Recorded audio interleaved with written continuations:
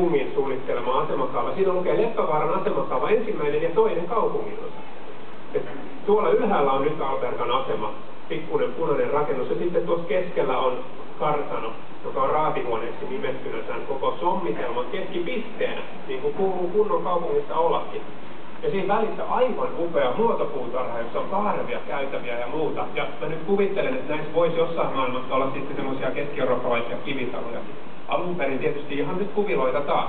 Tätä oikeasti noudatettiin vuosikausia. 60 muistaakseni palstaa tehtiin juuri tämän mukaisesti. Tämä myöskin on synkronissa. Tässä etelästä tulee sitten se edellinen Sonkin alue, eli tämä niin kuin yhdistää rannasta saakka asemalle ja äsken nähtiin asemalta pohjoiseen. Täysin yhtenäinen Alberga molempiin suuntiin asemasta. Ja seuraavalla sivulla on oikeastaan sille vielä sitten yleisempi selitys.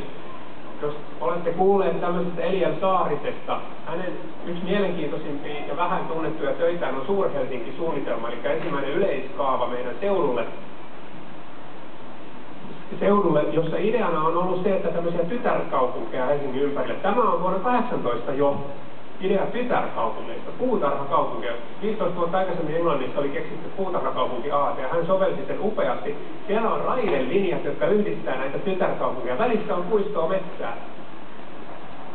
Ja sitten kantakaupunki on hyvin tiivis tuolla Niemellään. Tässä on Alberga, ja jos sitä zoomaisi, niin siinä on juuri se idea, että pohjoiseen ja etelään asemalta ei tarvitse nyt zoomata. Samoin tuolla on Björnvik, aivan vastaavassa asemassa, mutta sehän oli siihen aikaan täyttä metsää ja peltoa. Lauttasaaressa on hauskan näköinen suursatama.